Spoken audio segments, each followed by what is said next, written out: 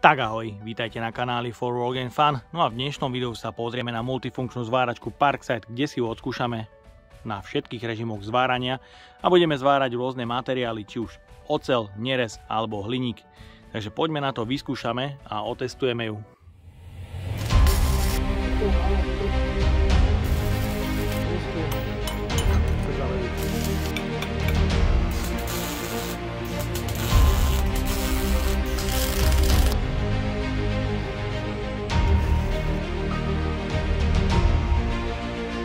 Keďže zváračka PMSG 201 už má svojho nového majiteľa, dohodol som sa s ním, že s touto multifunkčnou zváračkou ešte natočím jedno video a až potom ju odošlem.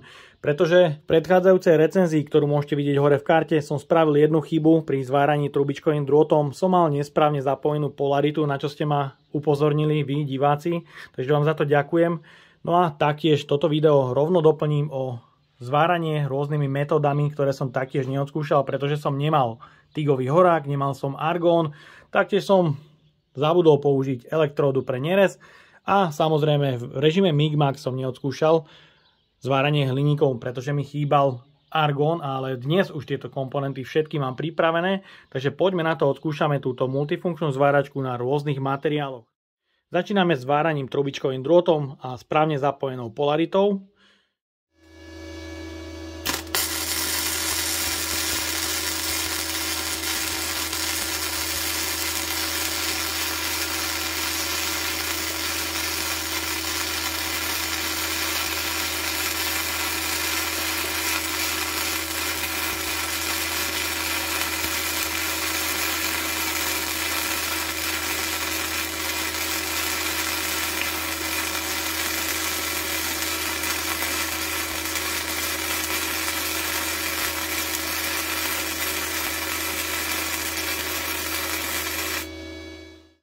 A teraz si ukážeme, aké nečistoty sa dostávajú do ovzdušia, ak sa používa trubičkový drôt.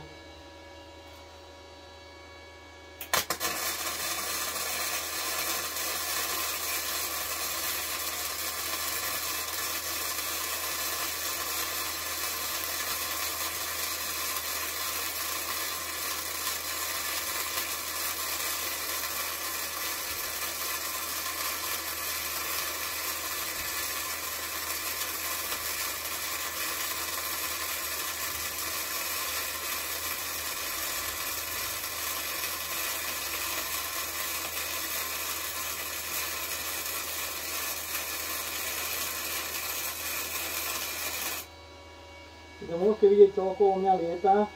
Je to malé mikročastice, dúfam, že to na kamere dostatočne dobre vidieť, ale lieta tu strašne veľa bordelu, ktorý zvárač musí vdýchovať. Môžete vidieť, máme tu dva zvary na tupo a vidieť tu dosť veľký roztrek materiálu, čiže to guličkuje. Tie guličky ale nie sú na tom nalepené nejak extrémne, ide to dole pomerne ľahúčko. No a očistíme si ten zvar. Takže zvar na tupo vyzerá pomerne slušne.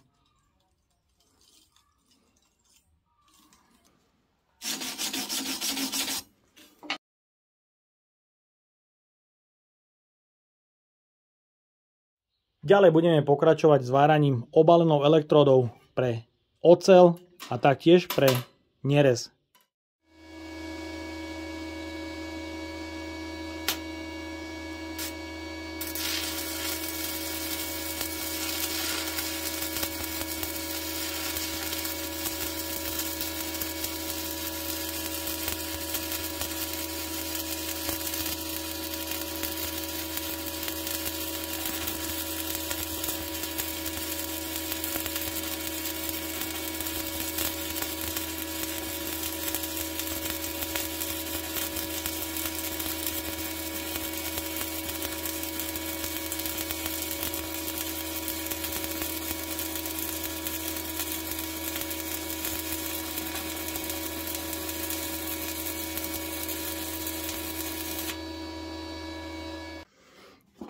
Takže oklepneme si strusku. No a krása. Myslím, že ten zdvar z 2,5 elektródov je pekný. Elektróda 2,5 mm pre nehrdzavajúcu oceľ 90 A.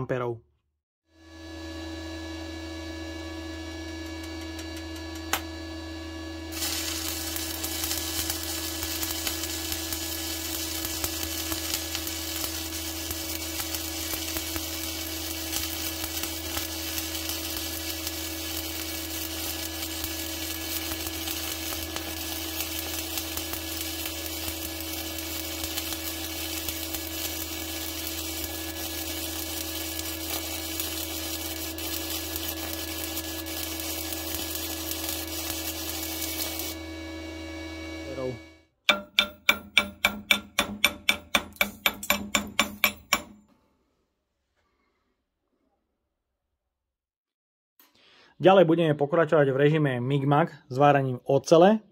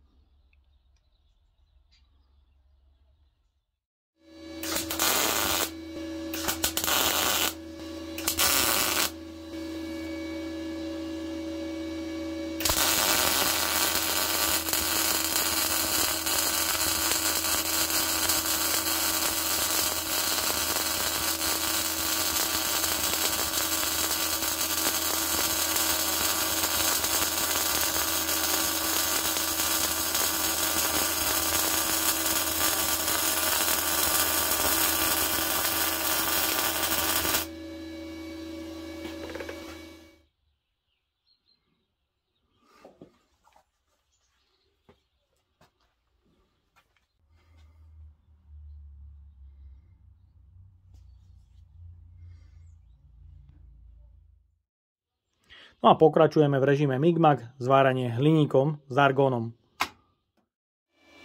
Takže vyskúšame zvár na tupo.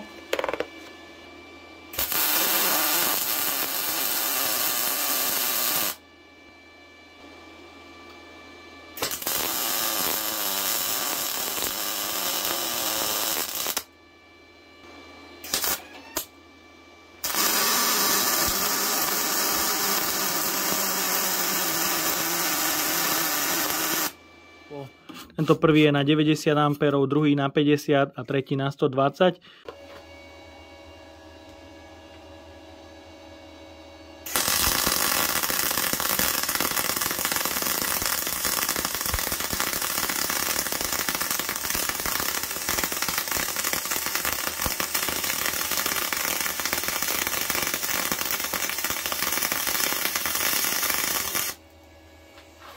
Takže si ich očistíme.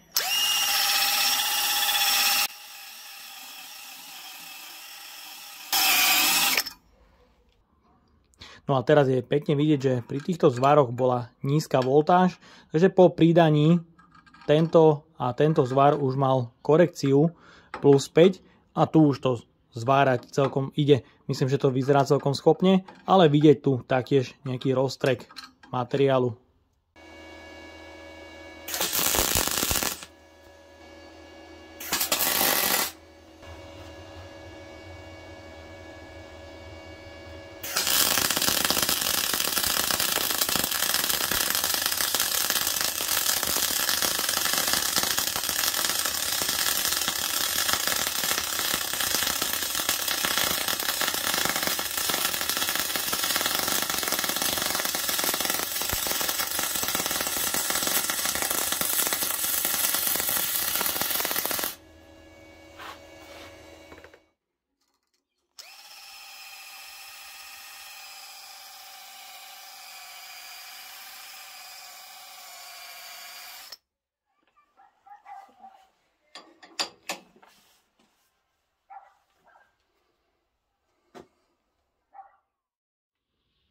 Na záver tu mám horák, na ktorom odskúšame zvárať nerez a taktiež oceľ.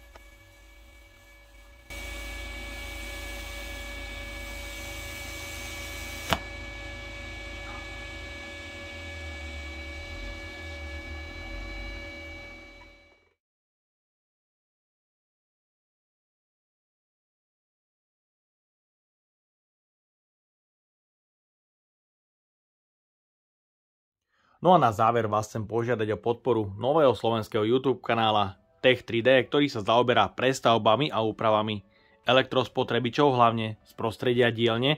A na tomto kanáli nájdete aj taktiež dve prestavby zváračky Parkside PMSG 201, takže určite odporúčam pozrieť, dať odber na tento kanál a určite mu pomôžeme nazbierať tých prvých magických 1000 odberateľov. Takže pozdravujem kanál Tech3D a držím palce v ďalšej tvorbe.